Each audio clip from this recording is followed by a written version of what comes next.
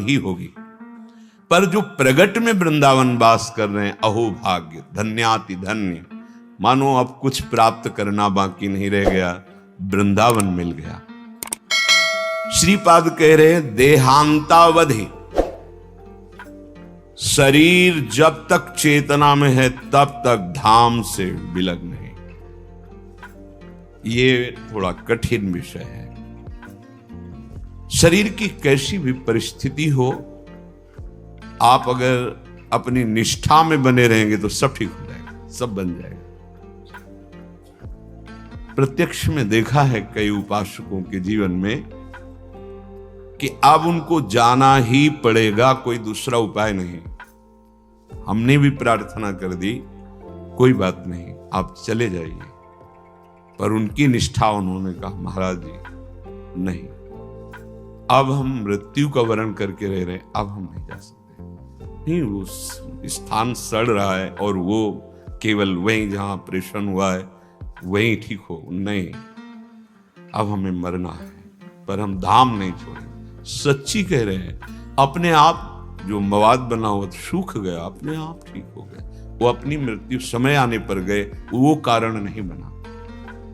लाडली जो हमारी सर्वसमर्थ है, हमें घबराना नहीं कि कोई परिस्थिति शरीर की आ गई तो हम घबरा जाए, नहीं, ठीक है, बुलावा आया है अगर इसी रूप में, तो हम इसी बात के लिए यहां वास कर रहे हैं कि हम यहां राधा राधा पुकारते हुए शरीर छोड़ें, रज में तड़पते हुए प्यारी जू की स्मृति में, प्यारी जू की चरण रज में, और हमारा अंतिम विश्राम स्थल हो गया।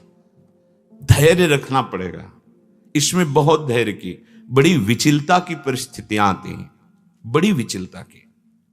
देहांतावधि, मुझे मरना है, हमें नहीं चाहिए दवा, नहीं चाहिए सुविधा, जिनके लिए जीवन अर्पित किया है अब कलंक नहीं लगने देंगे, अब उन्हीं के लिए, ये उन्हीं के बल से, अपना बल नहीं, उन्हीं के बल से।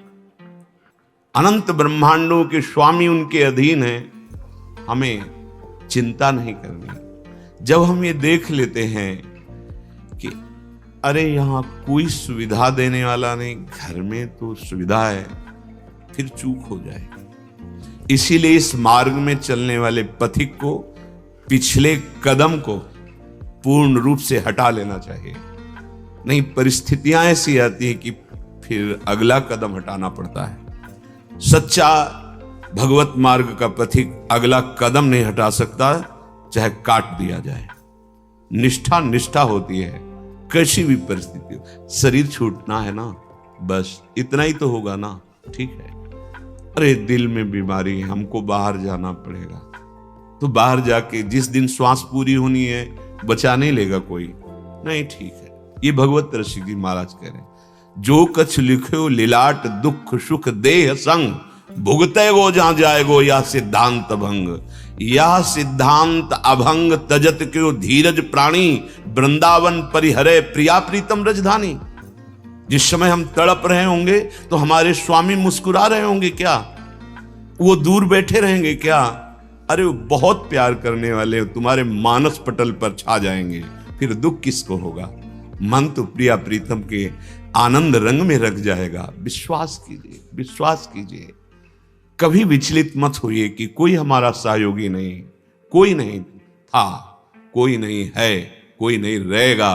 वही हमारे हैं, वही हमारे थे, वही हमारे रहेंगे, हम पहचान नहीं पाते। विश्वास कीजिए, बार बार इसलिए कह रहे हैं विश्वास कीजिए कि ये विश्वास से ही आपका धैर्य पुष्ट होगा, नहीं तो हाथ पैर मारना बंद नहीं होता। और हाथ पैर मार के भंवर से बच नहीं सकते, हाथ पैर मारना बंद कर दो, भंवर ही खत्म हो जाएगी। ये ऐसा मार्ग, विश्वास कीजिए, बिन विश्वास भगति नहीं। सो पुनीत, शरीर भी पवित्र और हृदय भी पवित्र, जिसकी जिह्वा पे नाम सवायाभ्यांतर शुचि, बाहर और भीतर दोनों जगह से पावन हो जाता है, जिसकी जिह्वा पे नाम चल, सोई कुलवंता। जो नाम जप रहा है राधा राधा राधा, हो बत स्वपच तो गरियान यज्ञाग्ञे वर्तते नाम तुभ्यम, वो स्वपच भी सबसे श्रेष्ठ है जिसकी जिह्वा पे नाम चल रहा है। सोई कुलवंता, जाको निशिबास रही, राधा नाम चिंता। रात दिन चिंतन हो रहा है राधा नाम का, और एक ही चिंता है कहीं नाम छूट न जाए। तद स्मरणेन परम व्याकुलते थी। धन्य हो गया, धन्य हो गया जिसके हृदय में राधा नाम की चिंता है कि कहीं मेरा ये परम धन राधा नाम आधार विस्मरण न हो जाए, छूट न जाए। जोग यज्ञ तीरथ व्रत, राधा नाम माही, राधा नाम बिना और कलि उपाय नाही। चाहे जितना और कुछ कर लो, कलिकाल है, सिद्धावस्था नहीं प्राप्त हो सकती। अलग अलग युगों का युग धर्म होता है, इसमें कलयुग केवल नाम आधारा, सुमिर सुमिर नर उतर ही पारा। नाम नाम कह रहे कि योग यज्ञ, वैसे भी जितनी भी यज्ञ हैं सब यज्ञों में भगवान ने स्वयं वर्णन किया है कि जप यज्ञ मैं हूं, यज्ञानाम जप यज्ञोस्मि, राधा राधा, इससे बड़ी कोई यज्ञ नहीं है। ये बहुत बड़ी यज्ञ है, पर ये हाँ इसमें तुम्हारी प्रारंभ में प्रशंसा नहीं होगी, बाहर यज्ञ में तो प्रशंसा होगी। अब ये जो सबसे श्रेष्ठ यज्ञ बताई गई, यज्ञानाम जप यज्ञोस्मि, ये आगे चलकर बिस्तरे सब जग विमल की रति, साधु संगति नाटरे। जब आप निर्विकार स्थिति में हो जाएंगे तब आपको वो बुलाना नहीं पड़ेगा, जनाना नहीं पड़ेगा, आप खुद जान जाएंगे सब आराध्य देव है। फिर सबसे प्यार मिलने लगेगा, क्योंकि सब में मेरा प्यारा ही बसा हुआ है।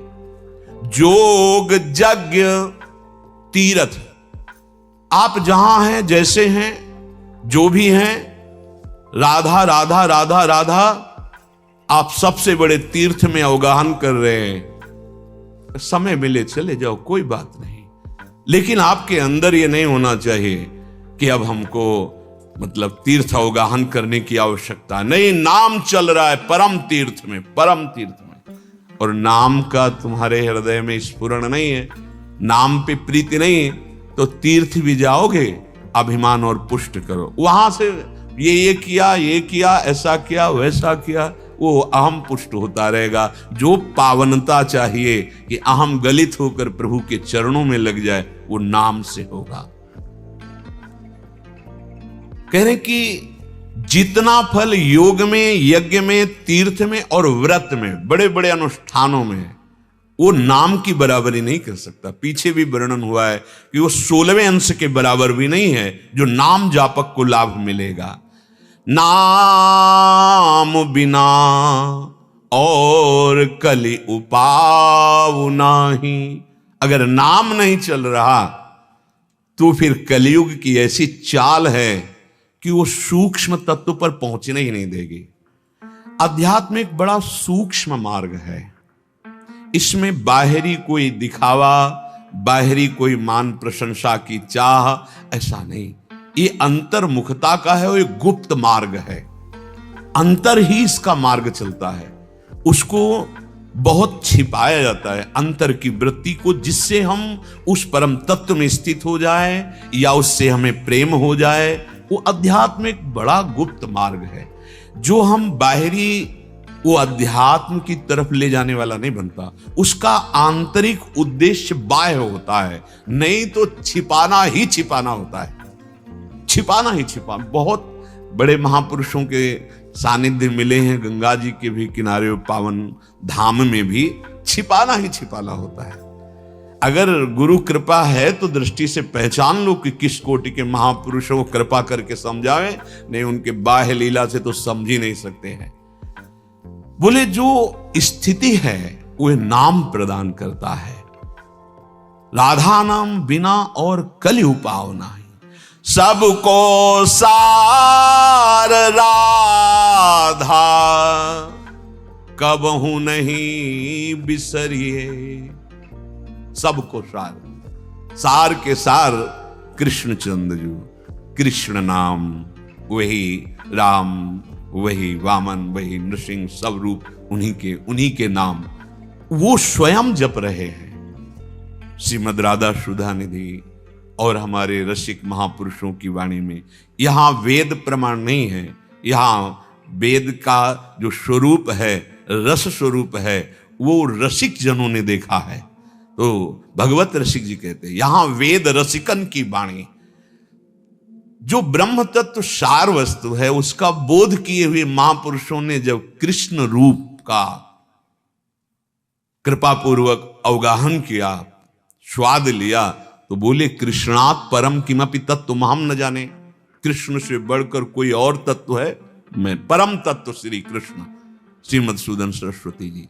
और श्री कृष्ण स्वयं हरि रसना राधा राधा रट, यद जापा सकृदेव गोकुल पते राकर्ष का तत्क्षणा। ये वृंदावन का रस है, ये गूढ़ विषय है। वृंदावन के डाल डाल पात पात में, एक एक कण में यहां राधा राधा समाया हुआ है। हमारा मलिन हृदय इसलिए हम नहीं समझ पा रहे। राधा बोले सबको सार, जैसे उन्होंने कहा कृष्णात् परम तत्व हम न जाने, तो कृष्ण का सार है किशोरी जी। कृष्ण का जो प्रेम स्वरूप है, जो उनके हृदय का आह्लाद है, वो जब रूप धारण किया तो राधा रूप हुआ। सांद्रानंद घन प्रेम मूर्ति किशोरी, इसीलिए जपत हरि विवश तव नाम प्रतिपद विमल। राधा राधा राधा वंशी से और अपनी जिह्वा से भी राधा राधा राधा। सबको सार राधा कबहू नहीं बिसरिए, राधा नाम लेके अब भव सागर तरिए। बहुत मीठा, बहुत सरल, सार का सार स्वयं परम तत्व श्री कृष्ण, जिस नाम को जपते राधा राधा राधा। आपको वृंदावन आने को मिला, आपको वृंदावन में सत्संग मिला, राधा नाम महिमा सुनने को मिली। अब तुम काहे को कान गंदा करोगे दूसरे की निंदा सुनकर? काहे को वाणी गंदा करोगे जिसमें हमें नाम चलाना है? यदि नाम जापक वैष्णवों की निंदा हुई या किसी की निंदा हुई तो नाम भगवान नहीं चलेंगे। ध्यान रखना, नाम केवल शब्द ही नहीं है। जो कृष्ण नाम है वही कृष्ण है, जो राधा नाम है वही राधा किशोरी है। मानो किशोरी जो कृपा करके राधा नाम के रूप में हमारी जिह्वा में विराजमान। अब इस जिह्वा से यदि हम अश्लील वचन बोलेंगे, गंदे वचन बोलेंगे, कड़वे वचन बोलेंगे, निंदा के वचन बोलेंगे, तो हमारी जबान में कैसे नाम चलेगा?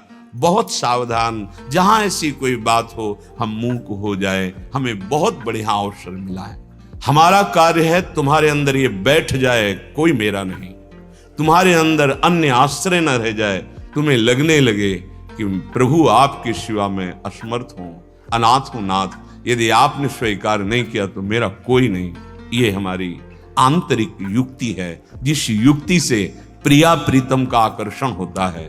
नाथ अनाथन हित समर्थ मोहन श्री राधा।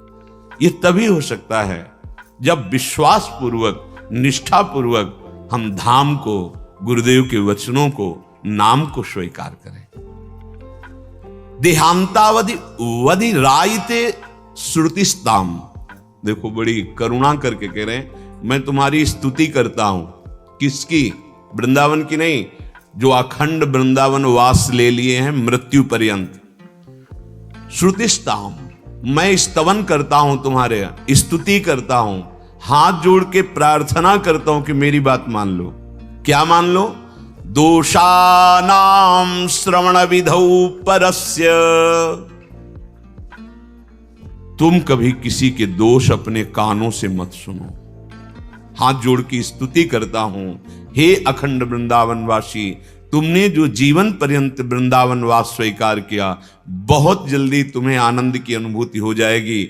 मेरी प्रार्थना मान लो। श्रीपाद कह रहे हैं दोषानाम श्रवण विधौ परस्य। दूसरे के दोष की बात कान से सुनना बंद कर दो। धाम की रहनी में आ जाओ। ज्यादा व्यवहार करना, ज्यादा लोगों से मिलना जुलना, भगवत भाव अगर नहीं बना है तो फंस जाओगे। इसीलिए सिद्धांत लागू कर दिया जाता है कि आप इस नियम के अनुसार चलें, आप मिल, क्योंकि आप अभी जित संग दोषा नहीं हुए। कोई भी विषय, कोई भी व्यक्ति, कोई भी घटना, कोई भी परिस्थिति आपके चित्त को फंसा लेगी। नहीं नहीं, आपको इस सीमा में रहना है, और सीमा में रहते रहते जब परिपक्व हो गए तो आप पूरे विश्व में तुम्हें कोई नहीं फंसा सकता। जित संग दोषा विषयान गृहणंत मुंचंत हुआ, कैसी महिमा है। वो विषयों के बीच में रहते हुए भी निर्विषय रहता है। अभी एकांत में रहते हुए विषयों से हटके भी विषय चिंतन होता है। बहुत कमजोर स्थिति है। पर निंदा के केते आवत नहीं कछु हाथ, मूर्ख पर्वत पाप को ले चल अपने साथ। जो कथन करते हैं और श्रवण करते हैं दूसरे के दोषों का, दोनों एक ही अपराध माना जाता है। जैसे लीला गायन और श्रवण दोनों का एक ही फल है, एक ही फल है। गावत श्रवणन सुनत सुखाकर विश्व दुरित दवनी। प्रियालाल की लीला का गायन करना और लीला श्रवण करना दोनों बराबर फल प्रदान करते हैं। ऐसे ही पर निंदा करना और पर निंदा सुनना दोनों बराबर फल प्रदान करते हैं। क्या फल? पाप की गठरी। क्यों? आपका लक्ष्य वृंदावन वास करके प्रिया प्रीतम से मिलना है, तो क्यों किसी की निंदा सुनो? अगर कोई निंदा कर रहा है, राधा राधा राधा राधा, कान में अंगुली डाला, ऐसा आदेश है। संत शंभु श्रीपद अपवादा, कही सुनीत अस मर्यादा। काटी जीव तासु जो बसाई, श्रवण मूंद नत चले पर आई। भगवान की निंदा, भक्तों की निंदा, संतों की निंदा, भक्ति की निंदा आदि आदि जो कर रहे हैं, तो बोले मर्यादा है ऐसी, या तो उसकी जबान बंद करो और या कान में उंगली डालो, चल दो। भक्त का स्वभाव लड़ना झगड़ना नहीं है। हमें उसके प्रति कोई व्यवहार नहीं करना कटु ना प्रिय। हमें उदासीन हो जाना है। कान में उंगली डाले, राधा राधा राधा चल दिए। बहुत जल्दी आपका भजन बढ़ने लगेगा। ये जो भजन विक्षिप्त होता है ना, तो आप निंदा नहीं करते पर सुन लेते हैं, ये बहुत बड़ी हानि हो जाती है। हम किसी की जब बड़ाई करेंगे तो सावधान रहें, देखना शब्द रपट जाएगा और किसी की निंदा कर बैठेगा। इसीलिए कहा गया, तात सुनो मायाकृत गुण और दोष अनेक, गुण या उभय न देखी, देखी सो अविवेक। हे तात, ये गुण और दोष मायाकृत है। सबसे बड़ा गुण विवेक ये है कि हम किसी के भी गुण दोष की चर्चा न करके भगवान की प्रियालाल की लीलाओं का गायन श्रवण करें, उनकी वार्ता करें। बोधयंता परस्परम, क्यों हम किसी व्यक्ति के गुण दोष का वर्णन करके अपराधी बने? हम अपने मन को मलिन करें, पाप बुद्धि बढ़ाएं।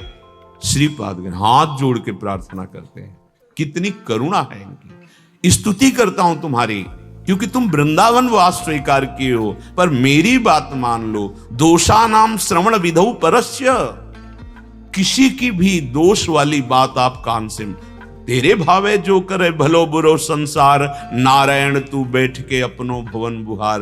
पहली बात तो सब भगवत स्वरूप है, मुझे अपने हृदय में ये प्राप्त करना है। गुण दोष मायाकृत हैं। जैसे कोई बहुत गुण है तो किसके हैं? माया जनित ही तो है। गुणमानी संसार और सकल गुण प्रीति बिनु, भगवत प्रेम नहीं तो उन गुणों को क्या करेंगे लेके? तो हमें न किसी के गुण की तरफ देखना है, न किसी की दोष की तरफ देखना है। क्यों?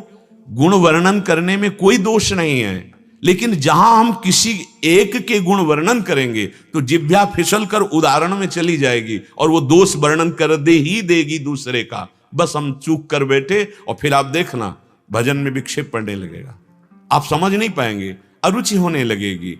ज्यादा निंदा अपराध बन गया तो जहां से तुम्हारा काम बनना है वही दोष दर्शन गुरु पे होने लगेगा, गुरु की बातों में अश्रद्धा होने लगेगा और वो आपको दूर कर दे। और जहां दूर की, बस पहुंच गए माया के पाली पे।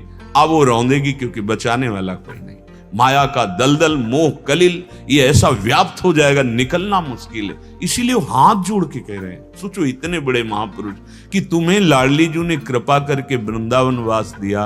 हे भाई, मैं तुम्हारी स्तुति करता हूं कि तुम्हारे बड़े भाग्य हो गए। अब तुम अपनी श्रवणेंद्री को बचाओ दूसरों के दोष सुनने से। परस्य जिह्वा मूकास्ताम भणितिषु। जब दूसरे की निंदा करने की अंदर वेग आता है, अरे वो उसी समय तुम मूक हो जाओ, मौन धारण कर लो, मत बोलो। परस्य जिह्वा मूकास्ताम भणितिषु। जब तुम्हारी जिह्वा बोलने के लिए तैयार हो, दूसरे की निंदा करने के लिए, मौन धारण, दांत से दांत दबाकर जवान को अंदर नहीं, वेग को सह जाओ, नहीं तो ये बुद्धि को भ्रष्ट कर देगा। भक्त निंदा अति बुरी भूल करे, जिनको किए सुकृत बहुजन्म के क्षण में डाल। फिर बहिर्मुख होकर घूमता रहता है, अंतर्मुखता आ ही नहीं सकती। और फिर आप खुला निंदा वर्णन करो तो सोचो आपको कैसा परिणाम मिलेगा।